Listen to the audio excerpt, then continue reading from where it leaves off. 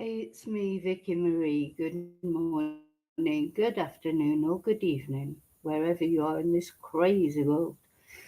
Now, this is a really crazy case, is the only way I can describe it. I thought I'd come on just quickly this morning, give you an update on Nancy Guthrie. And Nancy is the 84-year-old woman who has been abducted, apparently from her bed in Tucson, Arizona. Now, first of all, I just want to apologise. I've got a bit of a cold, so my voice might sound, I might be a bit sniffy, and my voice is a bit off. Um, but this is a very fast moving case in one way, but it, there keeps being developments. But in another way, it's not fast moving because many days have passed and Nancy has not been found. So, Nancy, let's look at Nancy. She's the most important person in all this. She's 84 years old. She needs medication for her heart. She's on a pacemaker.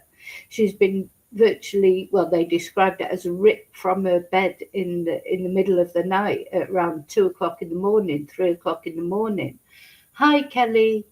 And to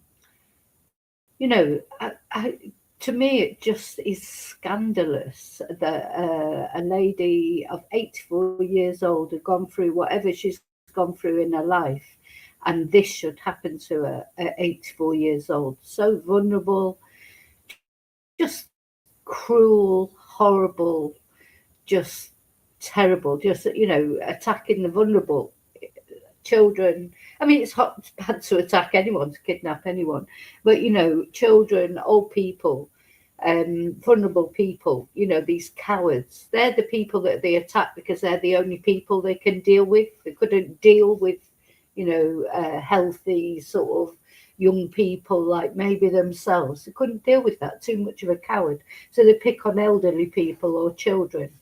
Disgusting. Anyway, the motive for the kidnap, if it is a kidnap, because it's not been established 100% certain that the kidnap, because there have been ransom notes received, but we don't know 100% certain that these ransom notes are genuine.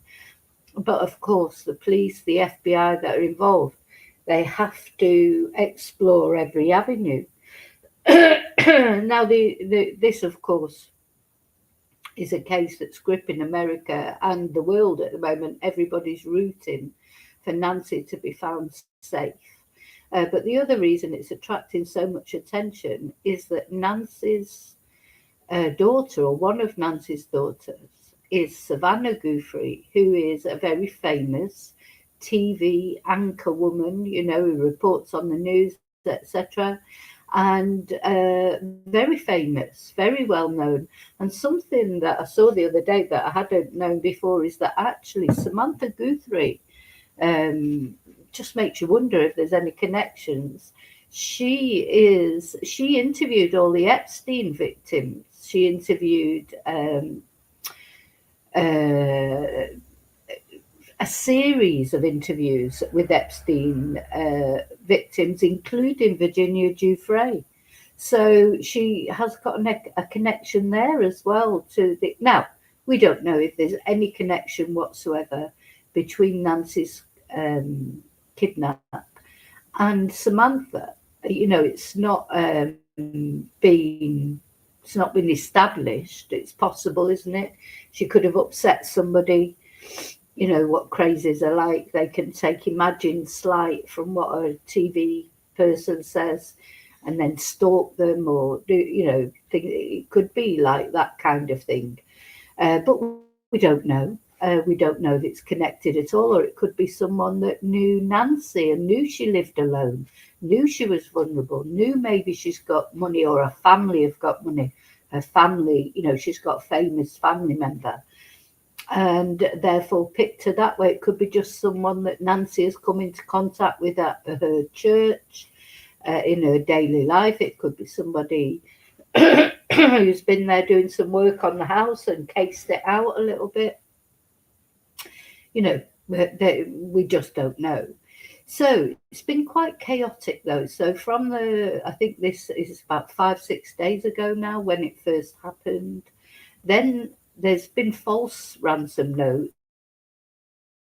There has already been one arrest for somebody for sending a false ransom note. But these two that we're going to talk about here, they have not been established that they're genuine, but they're being treated, of course, as if they are genuine because, the police and FBI, they can't afford to take a chance, can they? Now, the curious thing about these ransom notes as well is they were sent to news media, not to the family, not to the police.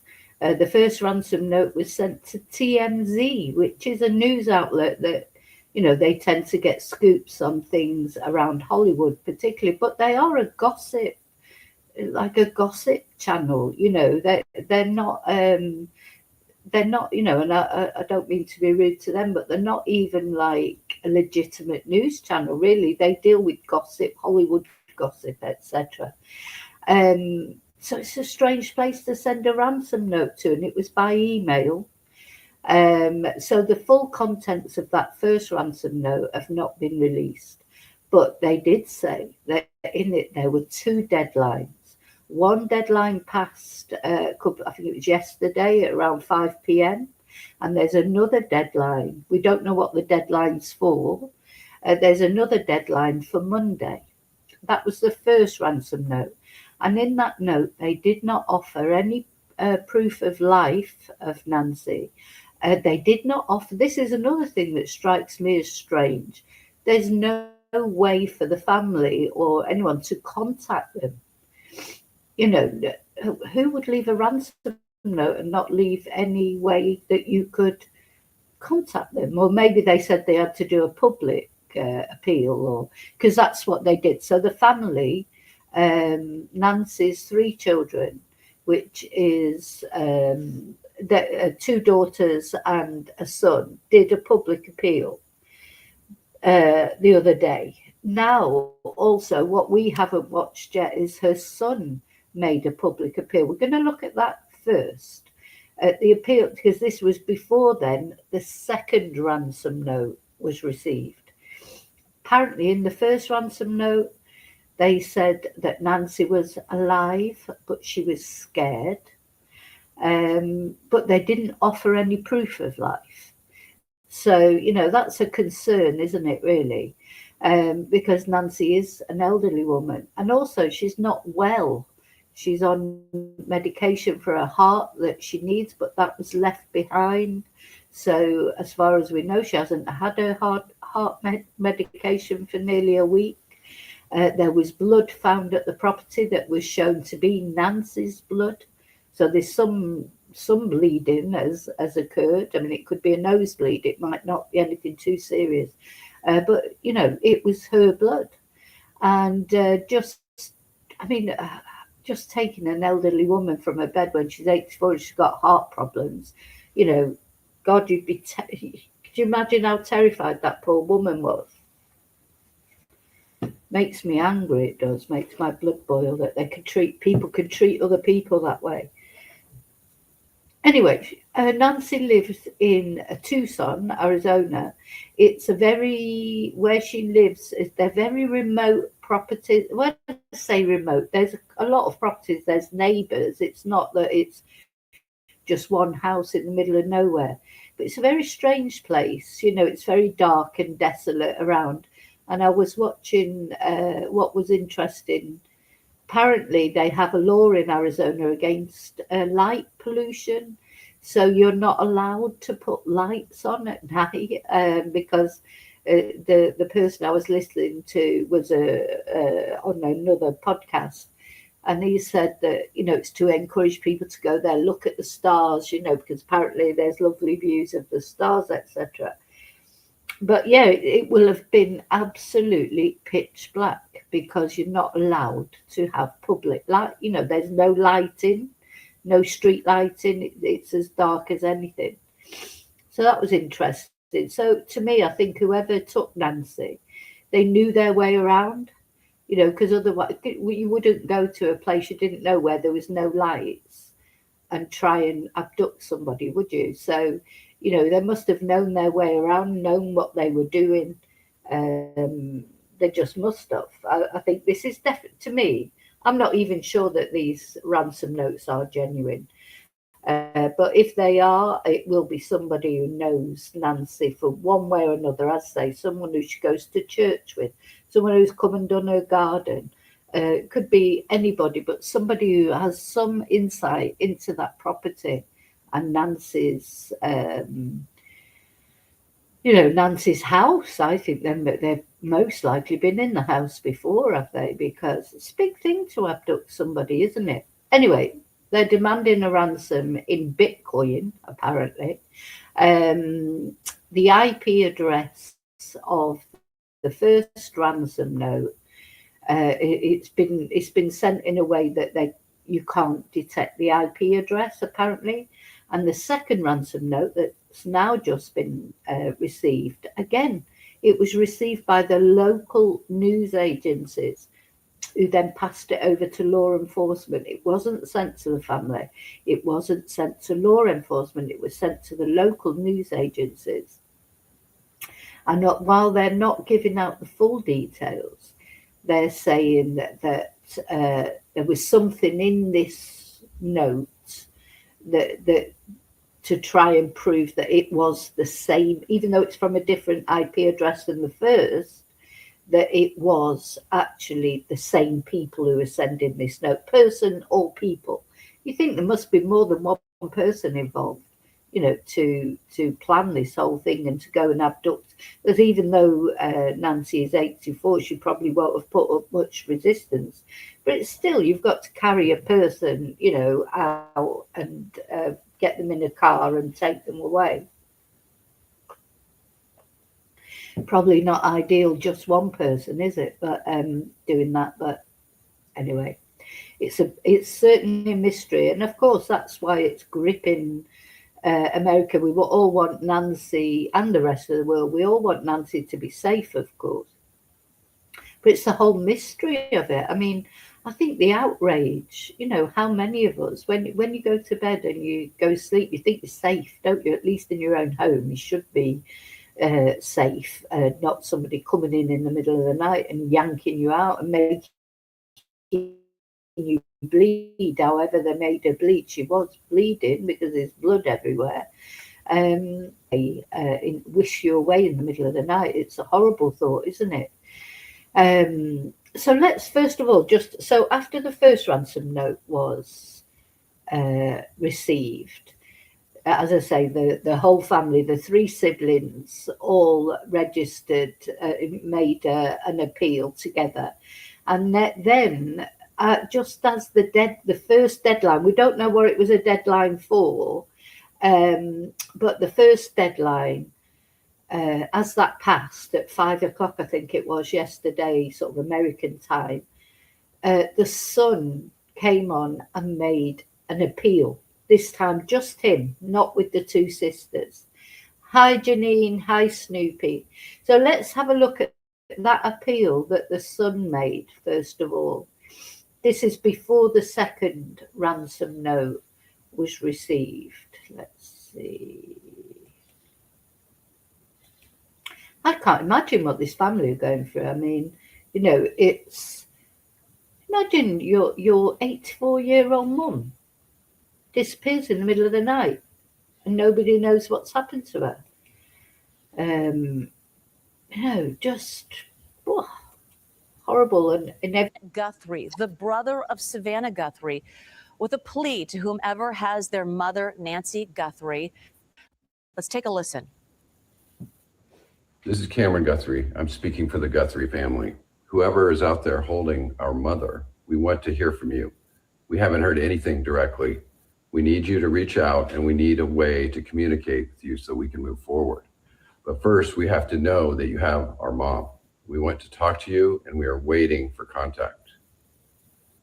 So this is the second interview, or I should say social media post from the family. This coming from Cameron, the brother. Authorities say the ransom note that they are investigating in this case had a 5 o'clock deadline. So last night, Savannah Guthrie posted this message on social media. We too have heard the reports about a ransom letter in the media. as a family, we are doing everything that we can. We are ready to talk. However, we live in a world. Now, so this is the original appeal that the three of them put on. Now, the lady sat at the back in the white blouse, that's the sister of Samantha. And there's, I think, isn't it her husband? So let's just step back a few days. Ashley Banfield from News Nation, she put out a video saying that this lady's husband was a suspect. So let's think about what Nancy was doing the night before she disappeared. I just don't know that she's been kidnapped. I don't know about these ransom notes. To me, it seems strange that you would put out a ransom note and not to the media and not to the family, not to police, law enforcement. Why do you want all that publicity? Do you see, they've sent that note to the media because they want publicity. Kidnappers normally say no publicity, don't they? They don't want publicity. They don't want people looking out for them. They want it all kept quiet. Kidnappers would normally say in the first instance, don't tell anyone or your family member is dead. Not this supposed kidnapper. They've actually sent their kidnap notes to the media so that they wanted it to be public. Anyway, so yeah, a few days ago, Ashley Banfield did a video saying that this lady's husband, the the son-in-law of Nancy, was implicated, was a suspect. The police came right back and said, no, we have no suspects in this case. It's not true that anyone's a suspect. But it was too late. Obviously, the damage had already been done. You know, Ashley Banfield actually named him and put his photo up. And then after that came out from the police, no, we don't have a suspect. Instead of retracting it, Ashley sort of doubled down on it. But I noticed I haven't seen a video from her since about it. So I don't know. So I don't know what that's about. You know, it seems terrible that if he's coming under suspicion, if it's true what the police said, that he's not a suspect. You know, so this is a baffling case all round, isn't it? Right from the beginning. So apparently that night before Nancy went missing, she was at the sister and brother-in-law's house. So we know for a fact, I must sit down and write a timeline at some point or look for one. She was got an Uber to their house, but they only live up the road. That was a strange thing. But anyway, she did. Nancy got in an Uber, went off to her daughter's house, not Samantha Guthrie, the other daughter, and they played games, apparently, all night. And then they know that Nancy went home at whatever. Let's see if I can get up the timeline. Because the garage door was opened. You know, the police did release sort of a timeline. There are things they know from data that when the garage door was opened and then the garage door was closed. Let's see. So they know. So presumably the door was open when she arrived home. It was closed when she went into the house, you presume. And then they had a timeline of when her, that's right, on the video camera. Let's see.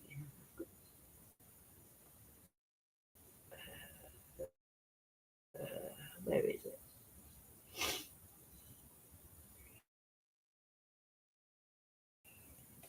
Oh, yeah, the doorbell camera was disconnected. They know what time the doorbell camera was disconnected.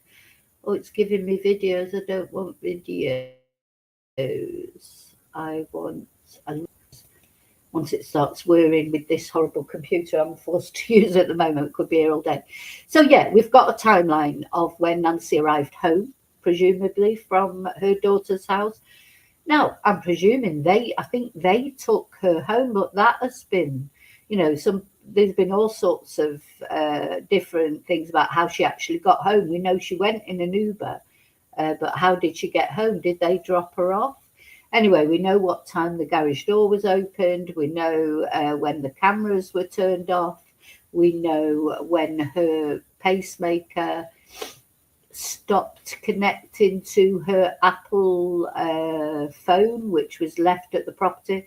Everything was left at the property. So it's not that she definitely didn't go off of her own volition.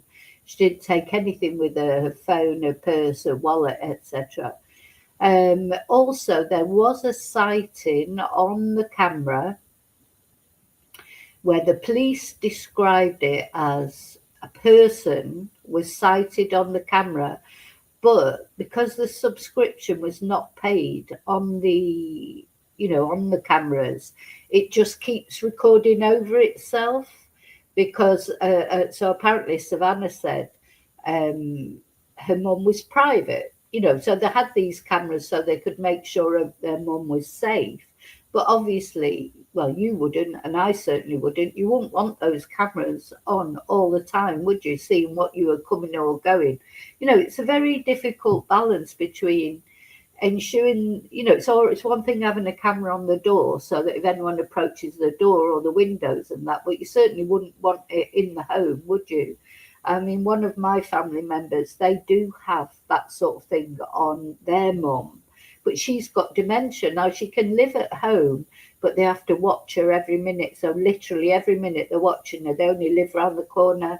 So if she sort of wanders out the door, they watch to see. Sometimes she comes out and just walks around the garden and goes back in the house. But they have cameras on her at all times. That's a different. So Nancy had no dementia, had no cognitive problems whatsoever.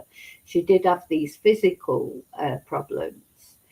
Why did Ashley Banfield say that about her husband? She said it came from a source. It was a reliable source.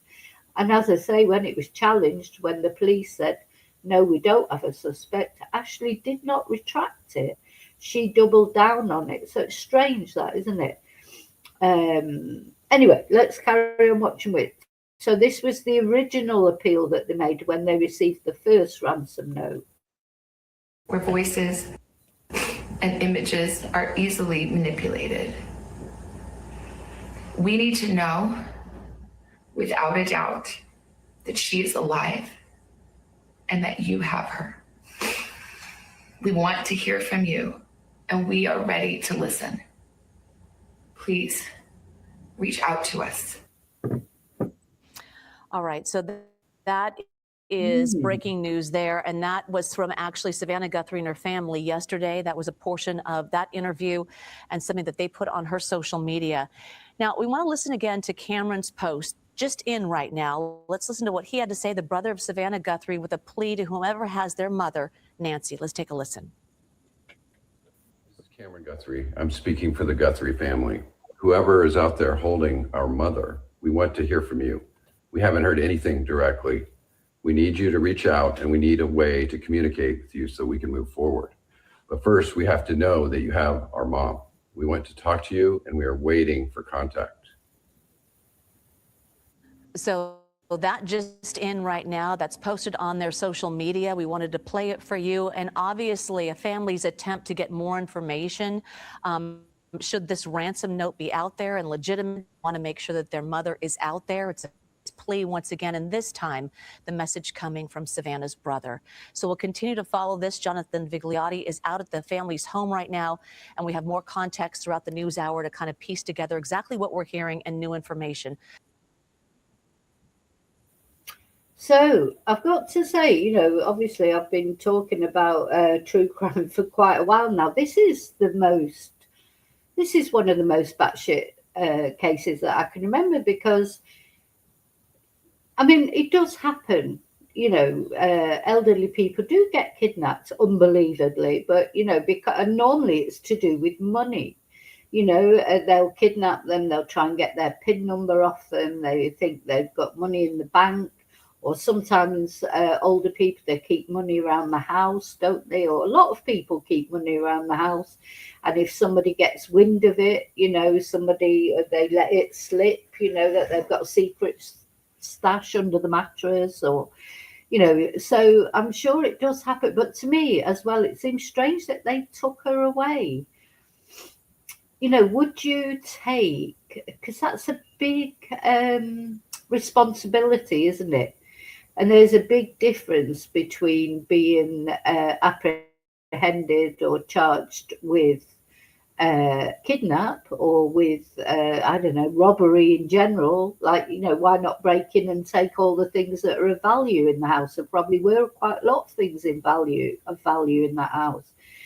You take away an 84-year-old woman who's reliant on medication, and then obviously some injury has been sustained because there's blood there. And what if she does die? You're looking at a murder charge. I mean, that's a massive difference, isn't it? You're looking at the rest of your life in prison. So you must be pretty convinced, you know, that this is going to be worth it, you know, to you know, I mean, I presume that Savannah, the daughter, her being famous, maybe she's got money, maybe Nancy's got money herself. So, you know, money, what other motive could there be really than money? It's got to be money, hasn't it?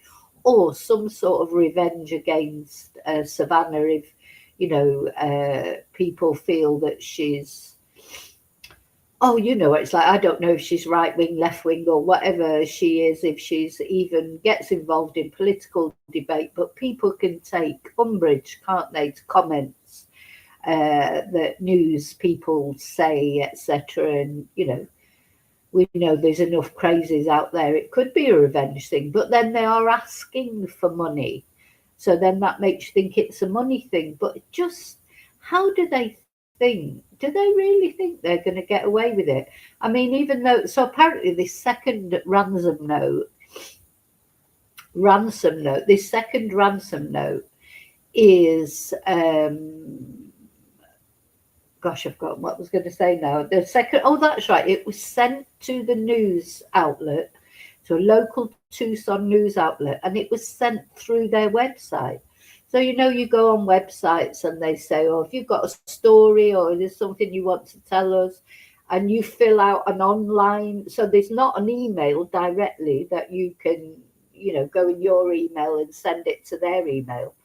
It's actually in the website. So you fill out the form on the website. But of course, you don't have to prove anything. So the lady that I saw talking about it, she said that you just have to give your name, an email, what else was it, and your date of birth. Bizarrely, why you would have to give your date of birth.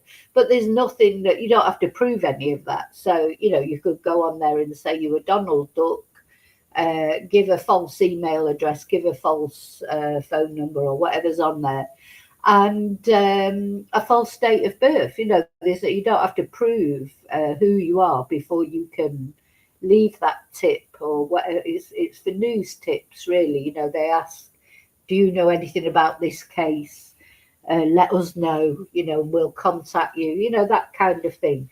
So that's a bizarre way to send a ransom note, I think. Or maybe they just think that they did it that way because that way it can't be traced back to them. How else would they? You know, years ago, people used to send ransom notes with letters cut out of the newspaper, didn't they, and stuck onto a piece of paper or whatever. Now, I was thinking about, I don't know if you remember the Charlotte Senna case, which was last year, I think, or the year before, maybe now. And that was a young girl again in America, and she was kidnapped from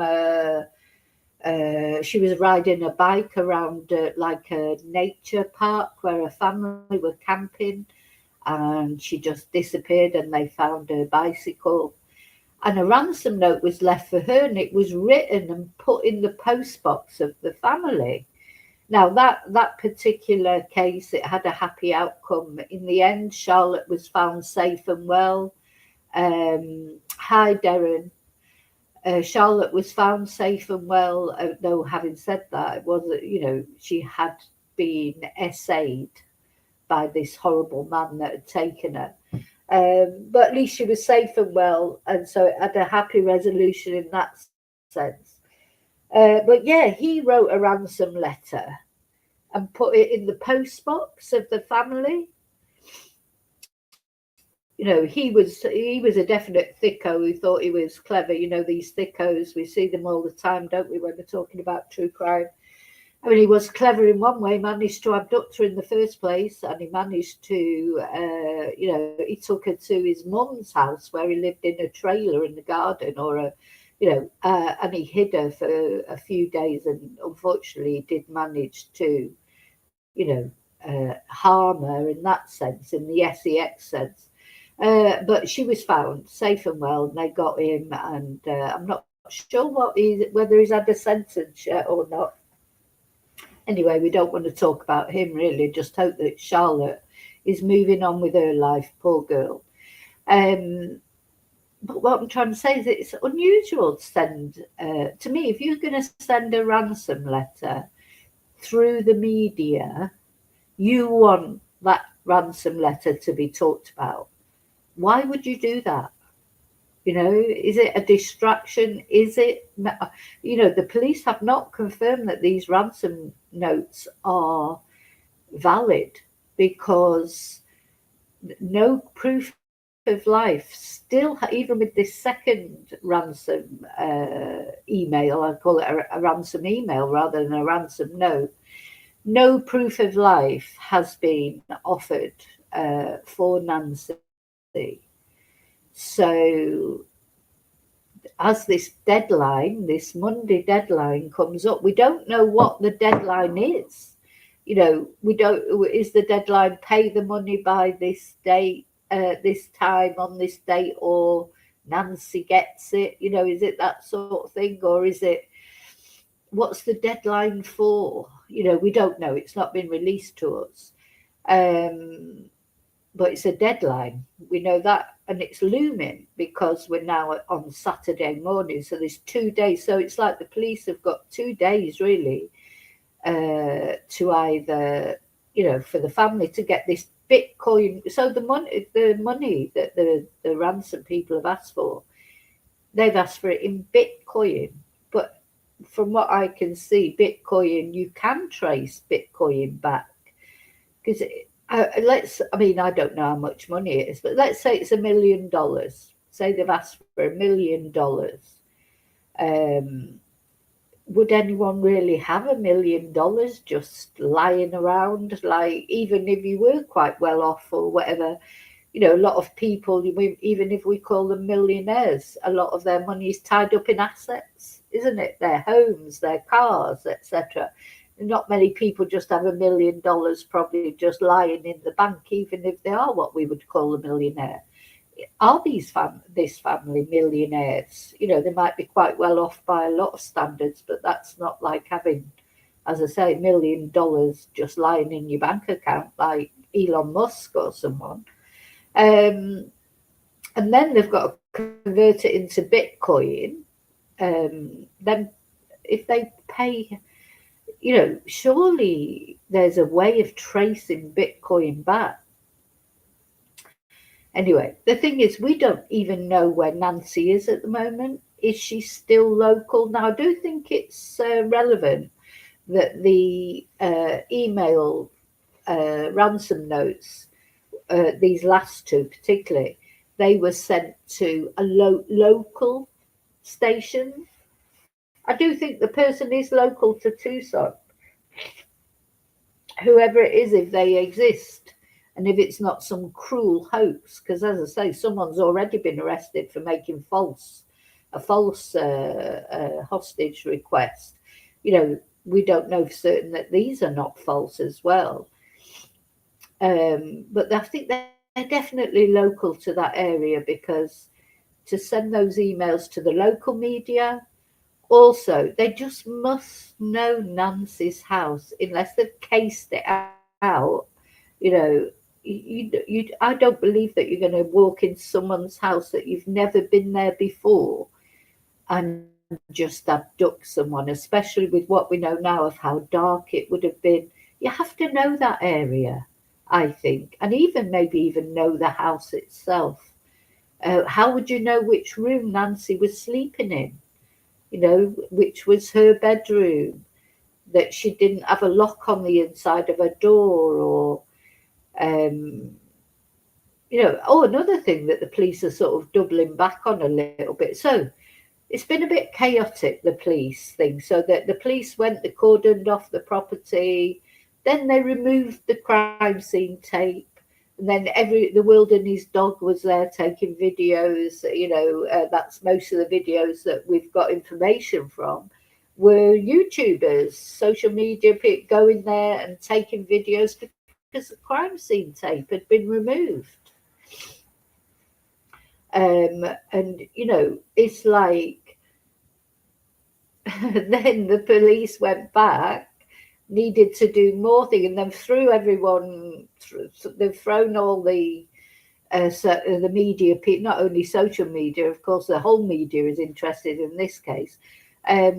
They've thrown them all back, pushed them all back, and gone again and done more tests. That might be a different agency, that might be the FBI. They've now also towed away Nancy's car, which I thought was interesting. They've towed away Nancy's car.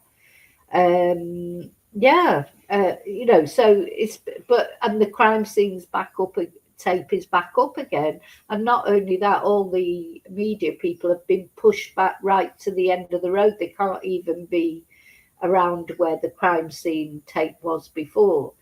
That just seems a little bit chaotic, doesn't it? I mean, at the end of the day, when Nancy was taken, the whole place should have been cordoned off. And why did they then take all that crime scene tape away and then go back and do it again? Why has it not been? It should have probably, until this case is solved, till Nancy is found safe and well, or certainly longer than a few days, because it's only been a few days. It's not as if it's been 5 weeks. You know, and the crime scene tape's still there. They took it down within a matter of a couple of days. So there's been starting to be a bit of criticism now of the sheriff, who he's a character. Let's put it that way. But you know, in his defence, when will he ever have dealt with a case like this before? You know, I do think sometimes, especially, apparently it's a relatively safe area. I watched somebody who lives there, who's an ex-FBI agent, talking to one of the social media presenters. And he said, is it a safe area? And he said, well, it is a safe area. He said, but I'll tell you what, when I was in law enforcement, I used to... he was in the prison service. He did, you know, very experienced guy when he was, he's retired now. He said, I used to talk to perpetrators like in prison and try and get a grip on, you know, their logic of where they went to commit crime and why they went. And he said, they don't go to criminals. They don't go to poor areas to commit crime, because they go to safe areas because that's where the money is. He says, so you're never safe from crime. You might live in a lovely area. You know, we've already heard people saying, oh, things like that don't happen here. How often have we heard that? Things like that happen anywhere. And sometimes when you're in an affluent area, you're under more likelihood of being targeted, because the people from the poor neighborhoods who are looking for money for drugs or just survival or whatever they're looking for money for, they know that the people in your area have got money. So they're not going to go and rob the person who lives next door to them, who they know has got nothing, like they've got nothing. They're going to go to the more affluent areas. It's always the affluent areas that get targeted. So he said that he'd never had a problem. He lived in that area. Said, I've never had a problem. He said, but that doesn't mean to say problems don't happen. So the only thing you can do, of course, is try and keep yourself safe. I think dogs are always a good idea. I've watched many serial killer videos where they've said they would never go to a property where there were dogs because it's too much. Things that go to the easiest place, that's what they do. So if there's two places next door to each other, one's got an alarm, the other one hasn't, well, they're going to go to the one without the alarm. If they've both got alarms but one's got a dog and the other one hasn't, well, they go to the one without the dog. You know, that's their rationale. They don't want to be caught, so they want to get in and out as quickly and as unnoticeably as possible. So all you can do, you know, it's just unfortunately a sad fact of life. You have to protect yourself the best you can. And for someone like Nancy, 84 years old, living on her own, I mean, she had the cameras and things, but they were taken down. So, you know, cameras at the end of the day, they can be taken down, they can be disabled. My own person, I mean, I don't know Nancy's circumstances, how her bed, but to me, my bedroom is always secure, always. So, because I always think, anybody gets in my house in the middle of the night, which is not, I mean, they'd be taking a chance. There's 3 dogs, and also my son lives there as well. And you won't want to argue with him because he's like, well, he's a heavyweight boxer. So, you know, it's that. So, in that sense, you'd hope that somebody wouldn't try to get into my house, but they might always, you never know. But they won't get into my bedroom, that's for sure, because my bedroom is completely secure, and there's reasons for that. The main reason is because of the big dog that we've got doesn't like my small dogs. So just so she doesn't decide to come in the bed, because she can open doors. So just so she can't come in the bedroom in the middle of the night and, you know, pick a fight with my dogs. So it's always secure. So no, you know, sometimes I think, God, if anything happens to me in the middle of the night, nobody would be able to get in and rescue me. But, you know, I prefer it that way because at least I can sleep soundly then, knowing nobody can get in my bedroom. That is what. So yeah, they could get in the house. They can take whatever. They might take the telly. They can take this computer because it's rubbish. But you know what I'm saying. You've got to just make yourself as safe as possible. I think if I didn't have dogs and if my son didn't live here and that, I think I would feel very vulnerable. But I would still make sure my bedroom was locked, you know, secured. I couldn't sleep otherwise. So I don't know, poor Nancy, I don't know how it was for her, but that's what makes me think as well. This person knows Nancy. He's probably been in her house before or knows something about her house. Now, it might not have been with her permission. We've got to look at even the Idaho 4. It's thought that Brian Koberger maybe had been in the house before to case it out. You look at the Tepe murders. Monica's ex-husband had certainly been to the house and around the property, casing it out. But I would doubt very much that somebody was just, you know, driving around and thought, oh, let's go in this house and see if there's an 84-year-old woman to abduct. I just don't believe that. They must have, there's some planning gone into this. And as I said, I don't know what Nancy's circumstances are of if her bedroom was just open, you know, the bedroom door just open, anyone who got in the house could get into the bedroom. I don't know, but I think as a future for everyone who's watching this, to stay safe. I mean, you think, oh, nobody's going to come and kidnap me for money. God, they'd end up leaving me some money. But, you know, you just don't know, do you? Because they don't know how much money you've got in your bank account. Sometimes people who don't look like they've got any money have got loads, and people who look like they've got money have got nothing. You know, this is why I think, though, that a person wouldn't take a chance on that. If a person made it's a massive thing to break in someone's house and kidnap them, they'd have to be pretty certain that they were going to get some bang for their bucks, that, you know, that it was going to be worth doing. They'd have to be pretty certain of that, wouldn't they? Because this is a big thing. This is not just a bit of shoplifting, you know, smoking a spliff on, you know, getting caught with a little bit of marijuana in your car. Or this is not a small crime. This is a massive crime. Yeah. Hi, Sean. Yeah, no street lighting in the area, Snoopy. I was saying that earlier. There's a ban on it because there's a light pollution ban in the area. You're not allowed to have street lighting. I was watching someone talking to Brian Enton about it, who lives in the area. You're not allowed to have street lighting because of the light pollution ordinance.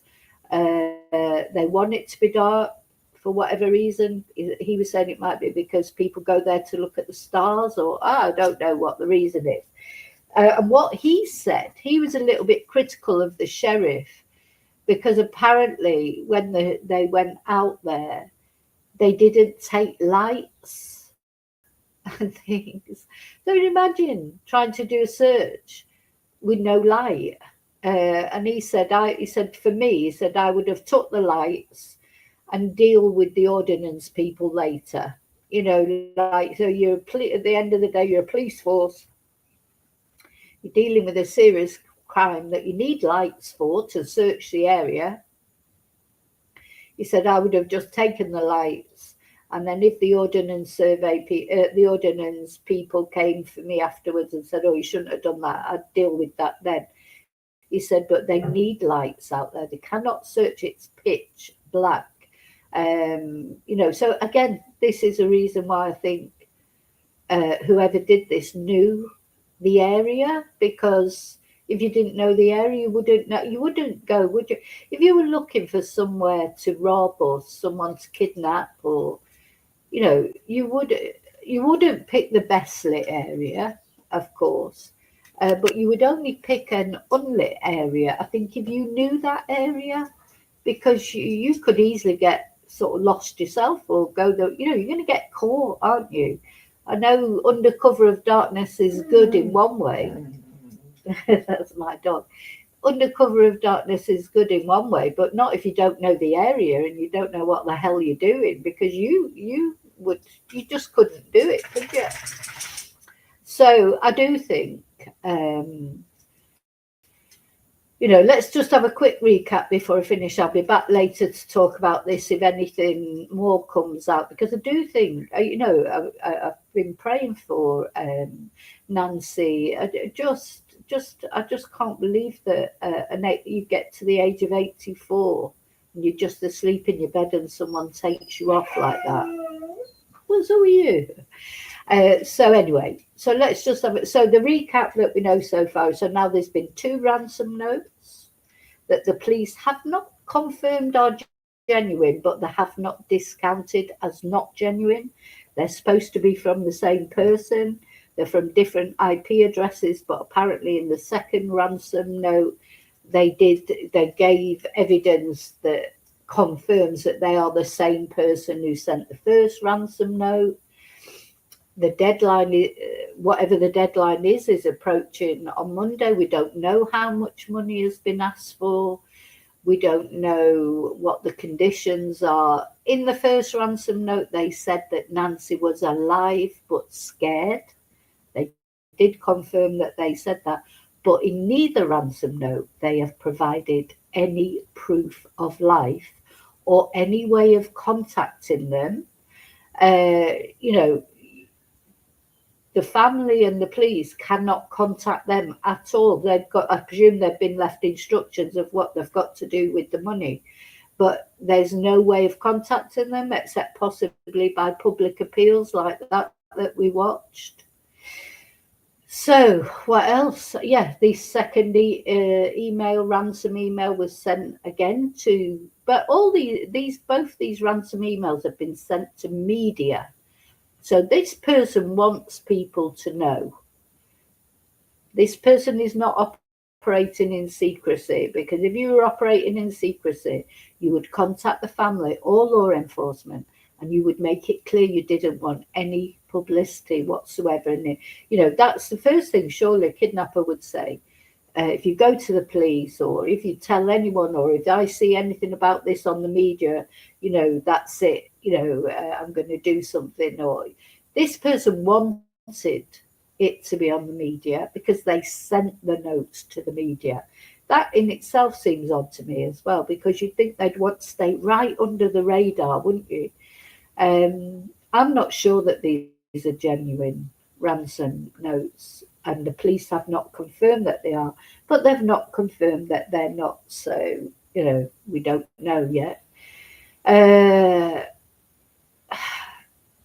they've already arrested one person for sending a false ransom note. So, there are people out there who do these kind of things.